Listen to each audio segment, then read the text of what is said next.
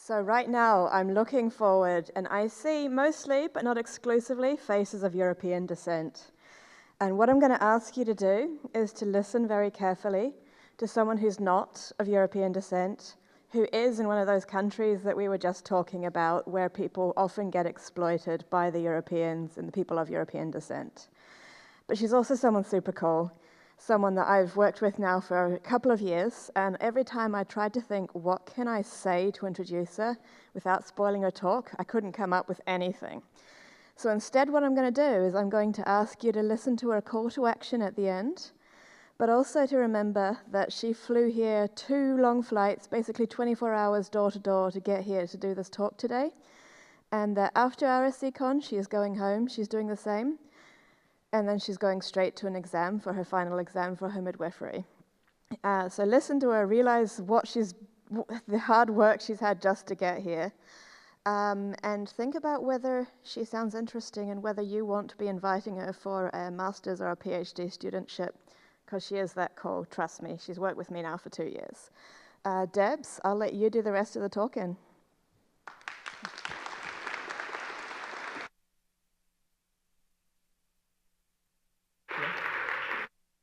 I think I should have just let Yo finish. She was doing such a great job. Hi, everyone. Good morning, afternoon, evening, wherever you're joining from. There should be a thing to move the slides. This one, I think. Yay, it works. All right.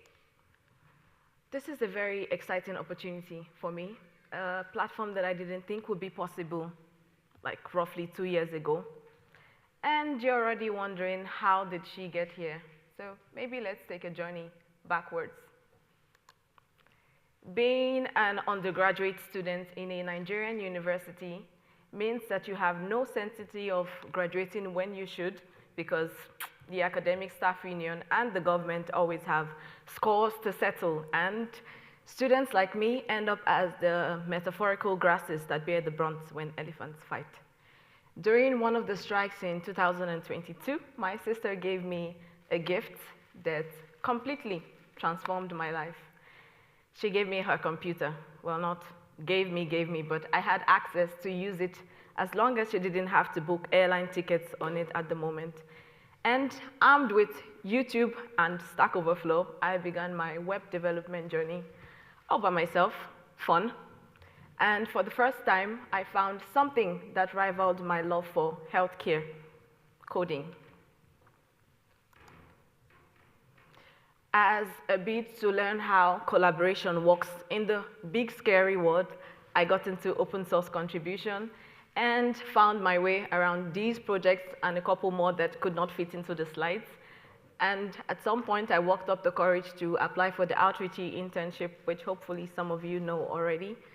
And although my initial application was not successful with OLS, because my government picked the finest time after 8 months to call off the strike, well, my dedication caught the eye of the OLS team, and they took a chance on me in 2023, giving me a job as a junior web developer.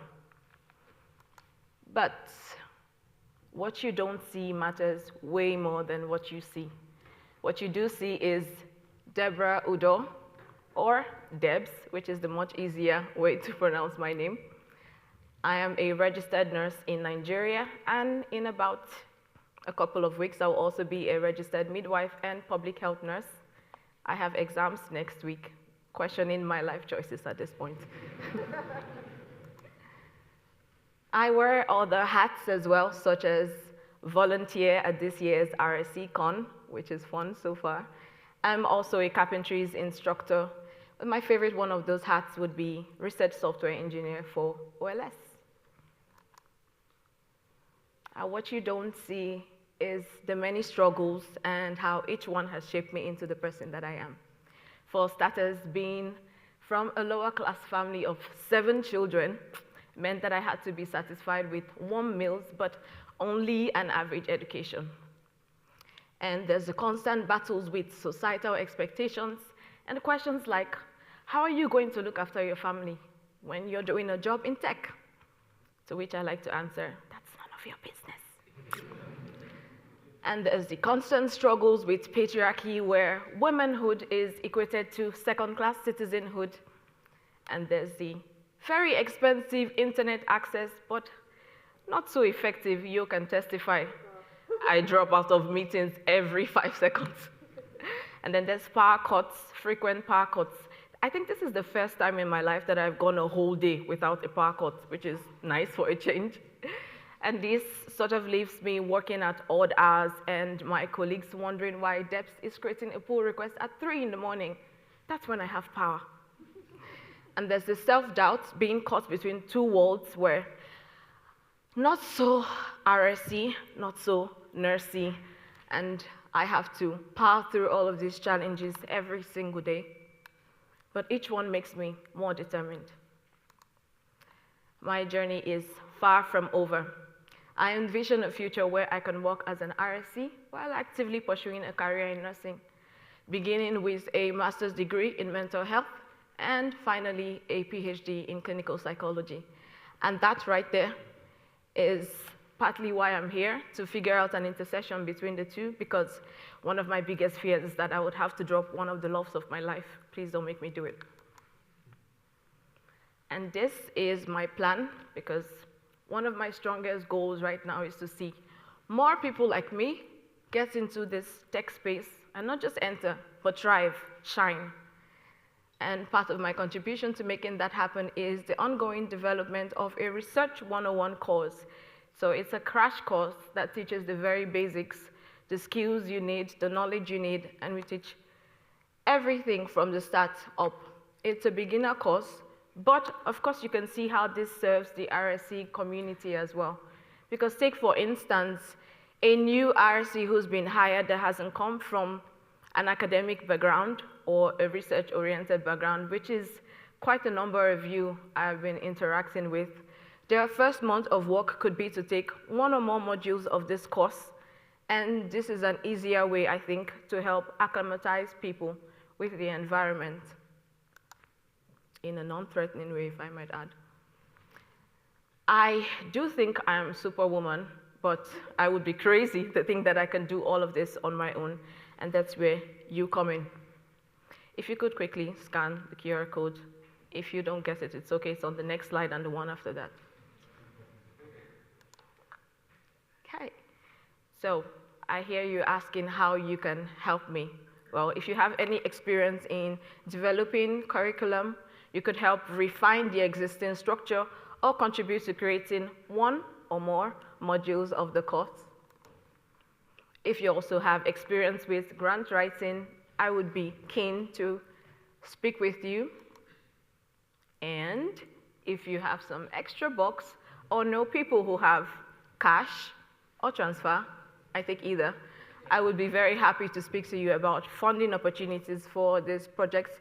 The first seed fund will go towards a payment, sort of like stipend for people who would want to contribute so that they don't have to do it for free.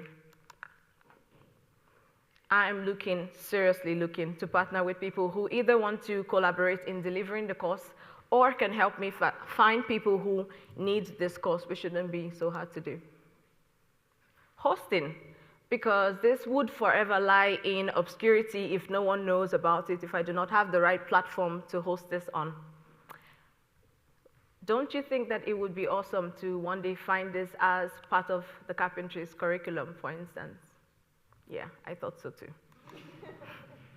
And finally, this is the easiest one on there.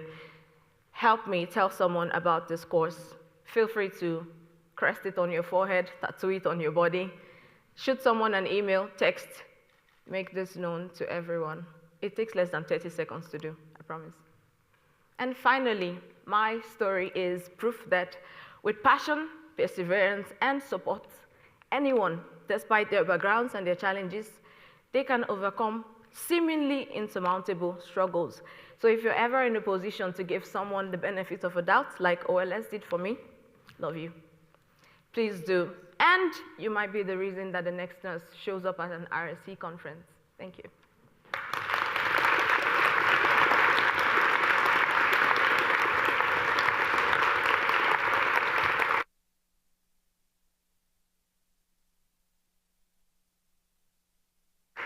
questions. You have time for questions? Yep, all right. Bring them in. Okay. So the role... Yes, please. Questions in Canopy. Normally the role of someone who is introducing is to think up the backup question, but I've been working with Debs for 2 years and it becomes really hard to think of things I don't know. Okay.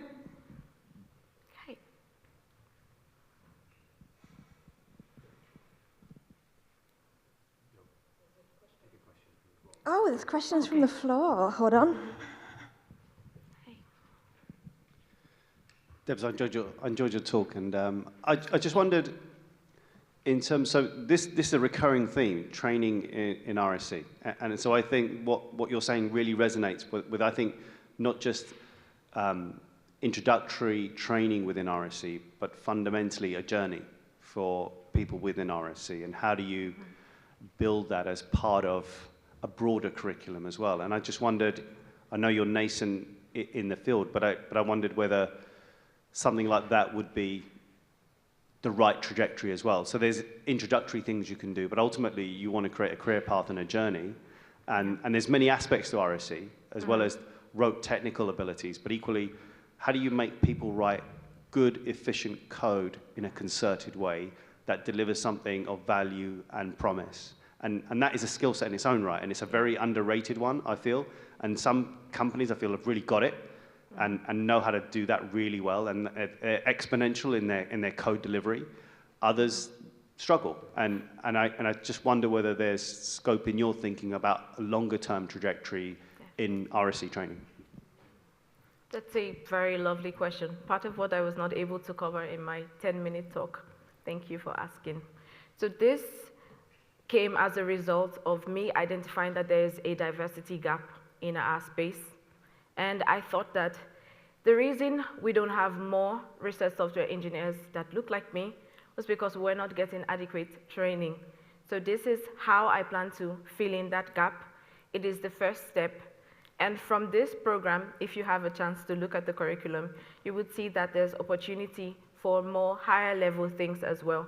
And if this runs, it's also on the thing, if it runs as a cohort-based training, right after that, we're planning a way to get people who take the course into good jobs, if that's possible, and to get them into internship. And it's easier because now they know the right way to do things. So, can I just make one addition to that? Yeah.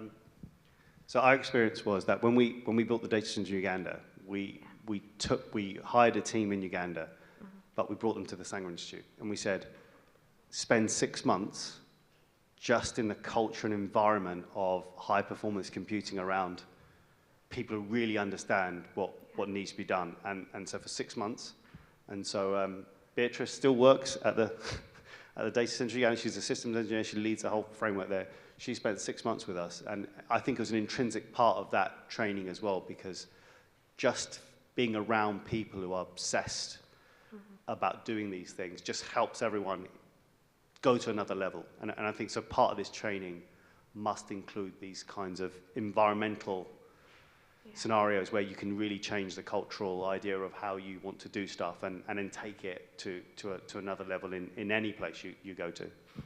Yeah. Just to quickly add to that, this is an idea for how to make sure that the people who are most affected by big decisions will be in the room when those decisions are made. Thanks both. We've had some questions come in. I'll go for the highest voted first of all. Yeah. Where do you see the biggest impact for RSC in nursing? EHRs. EHRs. Can you just expand what EHR is? So EHRs are electronic health records. And back home in Nigeria, we do paper documentation. I had the post on LinkedIn a couple of weeks back where there are piles and piles and piles of papers for documentation. So before you could get to someone's case in an emergency situation, they're already gone. I've seen this happen many times. So if we have more people that are doing software that can support healthcare, not just in this region where I'm from, but in other regions where I haven't been able to familiarize myself with, I think the biggest impact will be in electronic health records. Thank you. Do we have time for more questions? Yep, one question. Okay. I'm going to go for, how do you think the community and funders can support emerging voices? RSE Con. So they're called emerging voices for a reason. If they're not doing much talking where it matters, then what's the point? And then we were talking upstairs yesterday in one of the most beautiful sessions that I've attended so far about how you should intentionally float opportunities toward people who have been disadvantaged the most. And even when they don't know that that opportunity can benefit them, you could let them know that they have a chance at it and they could apply and potentially be part of it. Yes, I'm speaking from experience. Can we have a round of applause for Debs?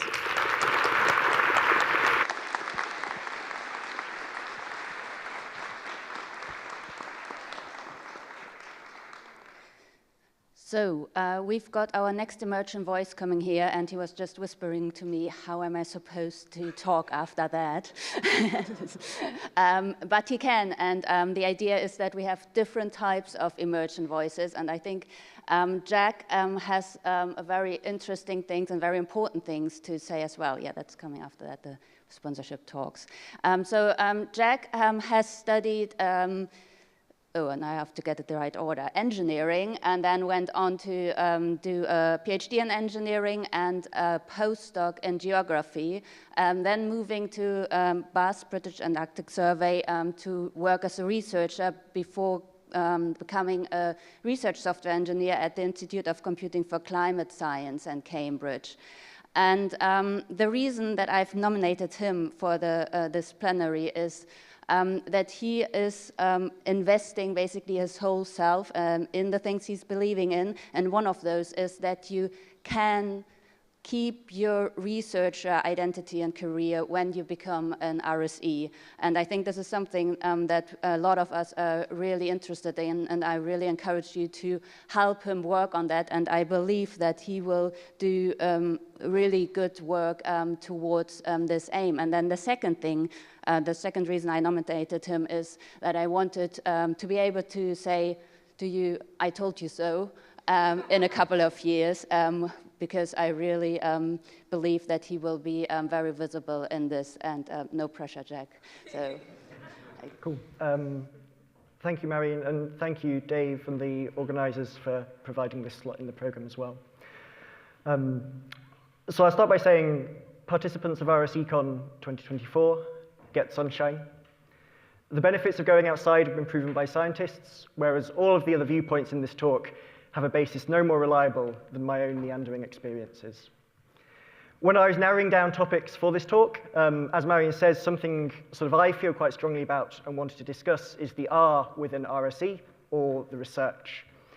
And personally, for me, it's the research application that really drives me in my work, so I wanted to share what I see as the benefits in the domain-based RSE. I also want to talk a little bit about communities and the value I see to all RSEs, before finishing with some thoughts on how I think the results of software-driven research could be better communicated. So my route to RSE has been far easier than Deb's, and probably is fairly familiar, so I'll dwell on what I feel to be the more salient points. So my initial exposure to programming came in the first year of my undergraduate degree. I sat through a lecture on the von Neumann architecture and the bubble sort, and was then booted off upstairs to calculate the Fibonacci sequence and plot the Mandelbrot set in C++. It was there that, drowning in semicolons and curly braces, I decided that I absolutely hated programming. And it wasn't actually until my fourth year that I began to come back around to the idea, when, having not been assigned any of the theoretical or experimental projects that I wanted to do, I ended up working on computational models for thermodynamics. And it was there, actually using code to do science, and in particular, to do science and tackle problems where the theory could only take us so far, that put things in a new light for me. I also think it was helpful that I was doing something what I felt to be a much, much more user-friendly language, and no, it wasn't Python. This eventually led to me becoming a researcher and finding what I really, really loved doing which was using numerical models to understand how our planet works. Over time in these positions, as Mary mentioned, my interests broadened, and I found myself thinking more and more about software alongside science. So in my last job, I was awarded the epithet of careful coder, which to my scientific colleagues meant that other people could run my code and it didn't fall over. But I was also thinking about how we make code more robust, hitting edge cases, how to speed things up, why date times were really, really difficult to handle, why everyone was writing their own code to tackle common problems instead of sharing a common solution, and thinking that really if we were taking more care and writing better software, we could be doing better research. Despite all of this, I'd still not heard of the RSE movement, and this was only 2 years ago. In fact, my first encounter with this came when one of my closest friends began working as an RSE within plasma physics, and I realized that there were opportunities in research to address some of these problems and people working to do so. And so I eventually decided to give this whole thing a go, doing so from within my domain at the Institute of Computing for Climate Science. So given my background, I want to ask the question, can RSEs do research? And I think as a question of ability, the answer is definitely yes. Indeed, many of us here have worked under the title researcher either in academia or industry, and this is not the only route. I have colleagues at Cambridge who, having taken particular interest in certain projects, are now pursuing PhD research alongside their RSE careers. So interpreting this, I think, a slightly different way, I would ask, should RSEs be doing research? And by this, I don't mean working as a towel-shaped researcher, sort of delving far, far, far into a particular niche, but rather as what we would call pie-shaped researchers, applying both domain and software expertise to solve problems. Some projects that we work on require very, very deep dives into very complicated domain software, and I think here having a solid background understanding becomes essential. In some cases, I think it's only with an appreciation of what the code does and how all of this fits together that we can then apply RSE knowledge appropriately to tackle a problem. And for me, this would be within climate models. Working this way, I think that RSEs can actually be very effective. In fact, I think RSEs can enhance the research process. By working across multiple projects with a deeper level of understanding, I find that we're able to spot links, enabling better transfer of knowledge, and also helping in establishing important collaborations between researchers. And something I love about my current position is the ability to sit around a table with other researchers, contributing to a discussion from both a domain and a computational standpoint. And in these cases, I find that there's an immense value in having a background knowledge, allowing effective communications with the researchers. And I also, rightly or wrongly, find that talking in their language allows you to build trust and respect, eventually helping them to understand the benefits of research software engineering, rather than having them turn inwards to a postdoctoral researcher or a PhD student to tackle their computational problems. In addition, I think having a presence in the domain environment helps us communicate RSE concepts to the wider academic audience. For example, by presenting at conferences, we can speak directly to those we want to communicate to, and also help increase the visibility of our movement beyond places where we're already full of RSEs. So personally, I think there will always be a place for the RSEs who want to stay in touch with research alongside quality software development. But this is in no way advocating for isolationism. And when I think about what's allowed me to be stood here today, the answer is undoubtedly other people. So I've said in previous positions I was an academic, sort of regarded as a local expert, but my RSE skills were largely self-taught, and I was very much held back by not knowing what I didn't know. At ICCS, I'm fortunate to sit alongside the amazing Cambridge core team, which has allowed my skills to develop exponentially. And it's being immersed in a group with such a breadth of knowledge and experience has been invaluable not only for osmotic learning, but also in providing people I can turn to ask for help when I'm experiencing problems. This is a luxury I think that many domain-specific or embedded RSEs don't have access to. And so my advice here would be to spend time seeking out communities where you can get this and spending regular time, 1 or 2 days a week, immersed there, learning more, not being afraid of asking seemingly banal questions, and I know several people here have been on the receiving end of mine. On the other side of this, sort of my request to the larger, more generalist RSE groups would be to think about how you can provide these resources and these opportunities for those isolated RSEs within your locality. As an example, I'd highlight the Cambridge RSE seminars, which occur weekly, covering topics from specific software, walkthroughs, all the way to community development. But equally valuable to the talks, to me, is the gathering of the research software community from across Cambridge and beyond to come together and form connections. And this is greatly helped by Miran's efforts to have us gather for lunch beforehand, and he's now working to establish RSE East.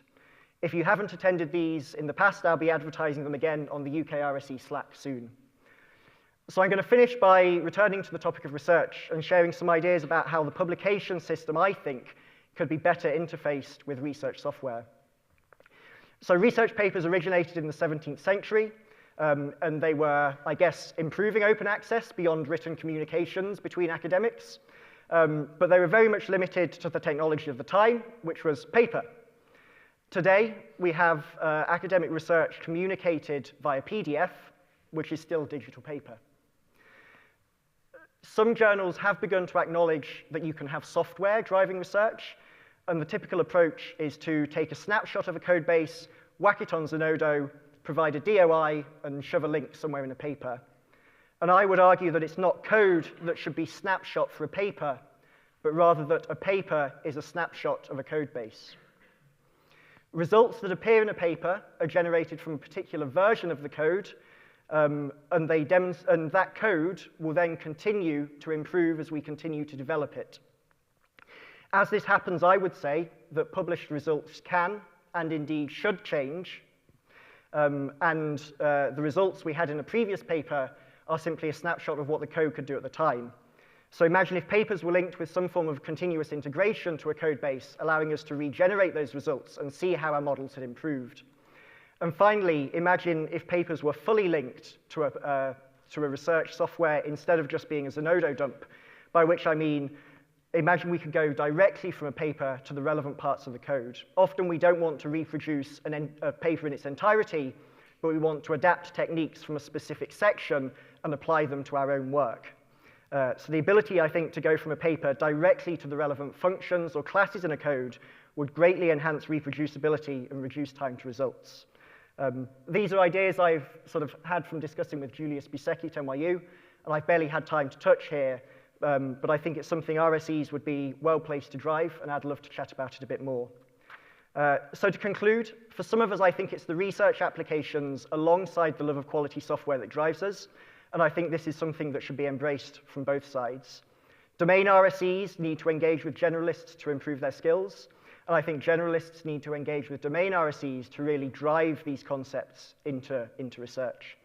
And I'll finish with some advice I got from one of my colleagues, which was, it sounds like you found a way to do the science you love and things you find interesting, seemingly without any of the bad bits. And my advice would be to ride that unicorn as far as you can. Simon, I'm working on it, and trust me on the sunshine. Thank you.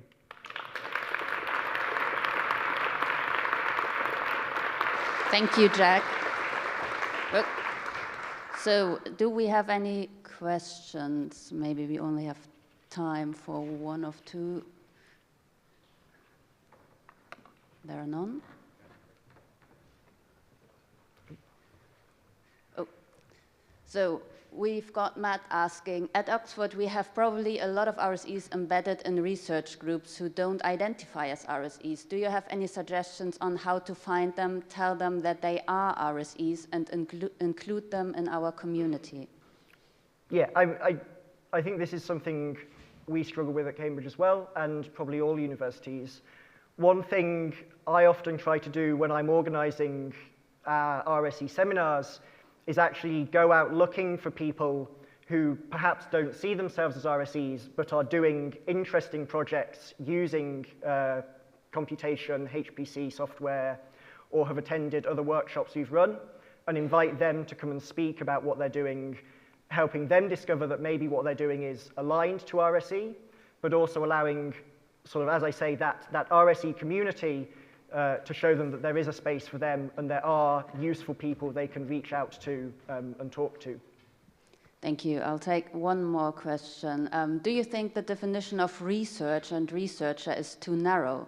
Are all contributors to research doing research, even if they are not directly involved in the traditionally recognized outputs, for example, listed as an author on a paper presenting a talk at a conference? Yes. And I think the difficulty here is that when we see research or researcher, I think we map that to academic, and that's not the only place people are doing research. I also think it's something, even within RSE, some things are too narrow. I think now that we've grown to such a large movement, one thing I struggle with is there's a lot of talk of career development for core RSEs, and sort of something that I struggle with is actually seeing, if I want to stay in touch with science and stay in touch with a particular domain, where do I see my career route in that? Is it something where sort of the only real route to doing that is moving back as a researcher developer or moving back to a postdoc? Or is it something where we can actually sort of establish a wider career space, multiple paths through that? Okay, thank you very much, Jack, and also thank you, Deb.